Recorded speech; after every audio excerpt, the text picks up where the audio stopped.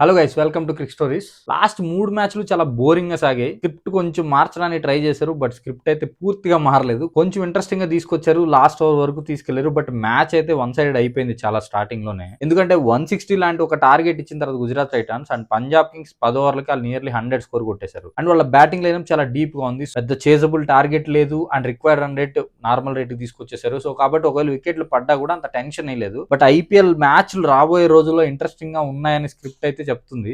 ఈ మ్యాచ్ విషయంలో మాట్లాడుకుంటే first of all Gujarat Titans paper మీద చాలా స్ట్రాంగ్ గా ఉంది. ఆక్షన్ తర్వాత టీం చాలా బెటర్ గా ఉన్నట్టు అనిపించింది. కానీ ఒక్కసారి ఈ రోజు మ్యాచ్ లో చూస్తే వాళ్ళకి టాప్ 4 ప్లేయర్స్ తప్ప ఇంకా ప్లేయర్సే లేరు బ్యాటింగ్ ఆడడానికి. మంచి మిడిల్ ఆర్డర్ లేరు, లోవర్ ఆర్డర్ లేరు, ఫినిషర్స్ లేరు. ఫినిషర్ ఎవరు? Tewatia is there finisher, Rashid Khan వాళ్ళ ఫినిషర్. ఇలా అయితే వర్కౌట్ కాదు. Gill, Sai Sudharsan, Buttler and Phillips వీళ్ళు నలుగురు అవుట్ అయితే టీమ్ లో ప్లేయర్సే స్టాండర్డ్ గా ఆడే ప్లేయర్సే కనపడట్లేదు. లాస్ట్ సీజన్ కూడా అలానే ఉంది. Gill, Sai Sudharsan and Buttler with షర్ఫ్ అనే రూదర్ఫర్డ్ ఉన్నాడు. ఈసారి రూదర్ఫర్డ్ బదులు గ్లెన్ ఫిలిప్స్ వచ్చి లాస్ట్ సీజన్ టాప్ 3 ముగ్గురు మంచి ఫామ్ లో ఉండబట్టి వాళ్ళు కనీసం రెస్పెక్టబుల్ టోటల్స్ ఇస్తున్నారు, కొన్ని మ్యాచెస్ డిఫెండ్ చేసుకోగలిగారు. బట్ ఈసారి బట్లర్ కూడా అంత మంచి ఫామ్ లో లేడు. అండ్ చూడాలి ఈ విధమైన టీమ్ తో ఎంత వరకు వాళ్ళు సర్వైవ్ అవుతారు అనేది ఐపీఎల్ లో. బట్ బౌలింగ్ లైనప్ అంత బాగున్నప్పటికీ జీటీకి బ్యాటింగ్ లో ఉండే లోపం వల్ల మేబీ కొంచెం కష్టం అవచ్చు ప్లే ఆఫ్ ఛాన్సెస్. ఇంకా పంజాబ్ కింగ్స్ విషయానికి వస్తే one of the favourite for the cup. Last season finals ఆడాడు, ఈసారి కూడా ఫైనల్స్ ఆడే టీమే కనిపిస్తుంది. అండ్ ఈ మ్యాచ్ లో ఒక 10 నిమిషాలు పంజాబ్ కింగ్స్ మొత్తం డగ్అవుట్ గడగడ వణికింది. శ్రేయస్ అయ్యర్ కి రన్నింగ్ లో బాల్ దగ్గర చిన్న గాయమైంది అండ్ శ్రేయస్ అయ్యర్ చాలా సీరియస్ ఇంజురీగా కనిపించింది ఆ మూమెంట్ లో. ఇన్ కేస్ అది సీరియస్ ఇంజురీ అయ్యి శ్రేయస్ అయ్యర్ ఏమైనా రూల్డ్ అవుట్ అవడమో లేదా కొన్ని మ్యాచ్లకు గ్యాప్ రావడమో కానీ వస్తే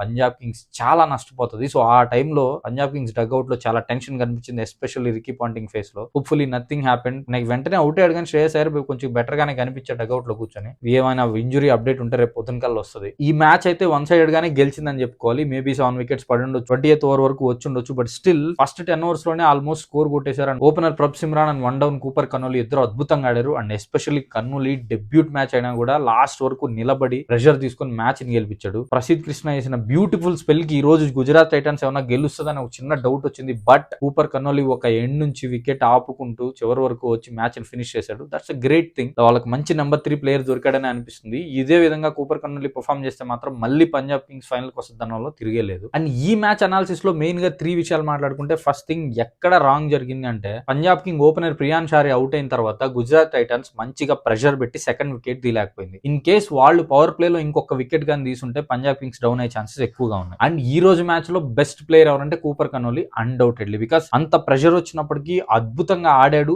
అండ్ ఒక పక్క ప్రసిద్ కృష్ణ ఫైర్ స్పెల్ వేస్తున్నా దాంట్లో ఆచితూచి ఆడుకుంటూ లాస్ట్ ఓవర్ వరకు గేమ్ తీసుకొచ్చి మ్యాచ్ గెలిపి. And Cooper Connolly is the best player. And dark horse ఎవరంటే Prasidh Krishna. Yes, impact player గా వచ్చాడు, వచ్చిన ఫస్ట్ ఓవర్ లోనే వికెట్ తీశాడు. 3 for 3 ఉంది ప్రసిద్ కృష్ణ ఫిగర్స్. సో అద్భుతమైన బౌలింగ్ చేశాడు. మ్యాచ్ గెలిపించుకోలేకపోయాడు బికాస్ అంత మంచి టార్గెట్ లేదు కాబట్టి. But one of the best spells already IPL లో స్టార్ట్ చేశాడు. ఇదే విధంగా ప్రసిద్ కృష్ణ మంచి పర్ఫార్మెన్స్ ఇస్తే బ్యాటింగ్ కొంచెం ఇంప్రూవ్ చేసుకుంటే జీటీకి చాలా మంచి పాజిటివ్ న్యూస్ ఉంటుంది రాబోయే రోజుల్లో. అండ్ పంజాబ్ కింగ్స్ లో విజయ్ కుమార్ వైశాఖ్ చాలా బాగా బౌలింగ్ చేశాడు, 3 వికెట్స్ తీశాడు. వైశాఖ్ సక్సెస్ అనేది అందరికీ హ్యాపీనెస్ ఇస్తుంది. ఎందుకంటే ఆర్సీబీలో ఉన్నన్ని రోజులు ఆర్సీబీ కన్సిస్టెంట్ గా ఆపర్చునిటీస్ ఇవ్వలేదు. బట్ వైశాఖ్ దగ్గర చాలా మంచి బౌలింగ్ ఉందని చెప్పి మనకు క్లియర్ గా అర్థమైంది. బట్ పంజాబ్ కింగ్స్ కి ఎప్పుడైతే వచ్చాడో లాస్ట్ సీజన్ ఇంపాక్ట్ ప్లేయర్ గా కొన్ని మ్యాచ్లు ఛాన్స్ ఇచ్చారు. ఈసారి ఎందుకో రెగ్యులర్ గా ఇచ్చే అవకాశాలు అయితే కనిపిస్తున్నాయి. చాలా వండర్ఫుల్ గా బౌలింగ్ చేశాడు ఈ రోజు. Not maybe the best play of the day, but still చాలా బాగా బౌలింగ్ చేశాడు. 3 క్రూషియల్ వికెట్స్ తీశాడు కూడా. చాలా రాబోయే రోజుల్లో అతనికి కంటిన్యూస్ గా ప్లేయింగ్ లెవెల్ లో ఛాన్స్ ఇస్తారా లేదా వేరే వాళ్ళతో ఏమైనా రీప్లేస్ చేస్తారా అనేది. సో ఈ విధంగా మ్యాచ్ కొంచెం ఇంట్రెస్టింగ్ గా, కొంచెం బెటర్ గా లాస్ట్ 3 మ్యాచెస్ కంటే కొంచెం బెటర్ గా సాగింది. అట్లీస్ట్ రేపటి నుంచి వచ్చే మ్యాచెస్ ఇంకా ఇంట్రెస్టింగ్ గా లాస్ట్ ఓవర్ కి వచ్చి కొంచెం ఎంటర్టైన్ చేస్తాయని అనుకుందాం. అండ్ రేపు లక్నో వర్సెస్ ఢిల్లీ మ్యాచ్ ఉంది.